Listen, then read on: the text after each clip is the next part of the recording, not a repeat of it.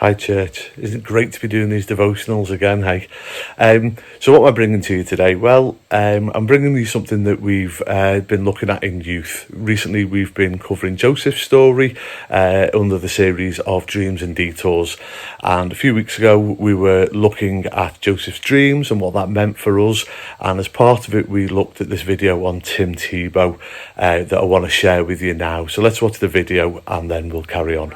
Some of my teammates putting eye blacks under their eyes, and so I started to think, they're like putting their mom's name or their area code, and what should I put? And I started to think, well, God bless, and I was like, I don't know. And then I thought of Philippians 4:13. I can do all things through Christ who strengthens me. I was like, that's an awesome verse for a football player. That's what I'm going to go with. But I kept wearing it under my eyes the entire season, and we get to the SEC championship game against Alabama. This moment, I really felt like God was putting out of my heart to change the verse. Kind of step back for a second and realize that if we won, we'd be playing in the national championship. 6 weeks leading up to the national championship game, I was contemplating, really agonizing over what verse I was going to go with. But God kept bringing it to my heart and my head, John 3:16. For God so loved the world, he gave his only begotten son, that whosoever believes in him will not perish, but have everlasting life. That's what we believe in as Christians. I decided that's the verse I'm going to go with. We were blessed to win the national championship, and 2 days after that game, I was sitting in Ballyhoo restaurant eating grouper with my mom, my dad, one of my aunts, and Coach Meyer. And Coach Meyer gets a call from our PR guy in Florida, and he's like, all right, bye. What was that all about? He said, Timmy, he just told me that during that game, 94 million people Googled John 3:16. What was really cool about that game is it was on January 8th of 2009. Well, exactly 3 years later, January 8th, 2012, exactly 3 years later to the day, we just happened to be playing the Pittsburgh Steelers in the first round of the playoffs. I didn't think of John 3:16 one time, so I can't take credit for it. I had nothing to do with it. After the game, when we were done celebrating, I changed really quick, and I was going down the hall to do my press conference, to turn left and go into these curtains to talk to the media, and Patrick, our PR guy, steps in front of me. He says, Hemi, did you realize what happened?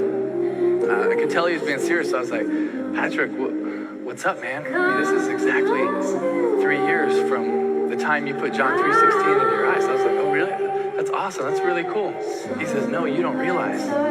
During the game, you threw for 316 yards.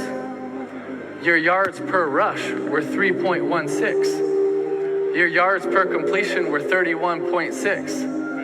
The time of possession was 31.06, and the ratings for the night were 31.6. And during the game, 90 million people Googled John 3:16, and it's the number one thing on all social media right now.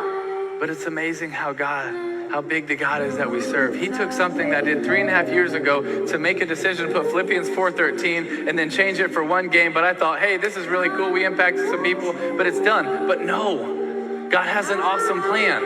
He has an awesome plan, and you might not even see what he's doing. You might not even know how he's working. But the amazing thing is when we step out and we show a little courage, we step out and we show a little boldness, what God can do with it in our lives, through our lives. But he's a big God. Isn't it great that sometimes God can put something on our hearts, maybe a dream or a calling or even just an idea. That might even be an idea for the future of our church, and sometimes it can feel bigger than what we can see possible. And in Tim Tebow's story there, we see how something as simple as writing John 3:16 under his eyes can just be a part of God's incredible plan. Years later, God uses that small act of faith to reach millions of people. It's a reminder that God can even take the small things that we do and use them for something that's far greater than we could ever imagine. Joseph in the Bible, he had big dreams too, didn't he? As a teenager, God showed him visions of leadership and purpose. At the time, people laughed at him and his brothers even despised him for it. But those dreams weren't just his imagination, they were God's plan.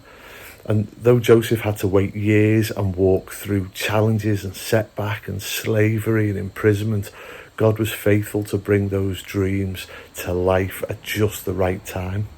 So what about us? Why have I brought this to you today? Well, maybe you already know the dream that God has put on your heart, and you just need an encouragement to keep trusting in him, even when others don't see it yet, maybe. Or maybe you don't feel like you have a dream at all, but you're open to letting God plant one in you. Well, wherever you are, the challenge today is this: remain faithful, trust Him with your steps, and believe that God's plans for you are good, because He is always faithful to complete what He starts. Have a great, blessed day, y'all.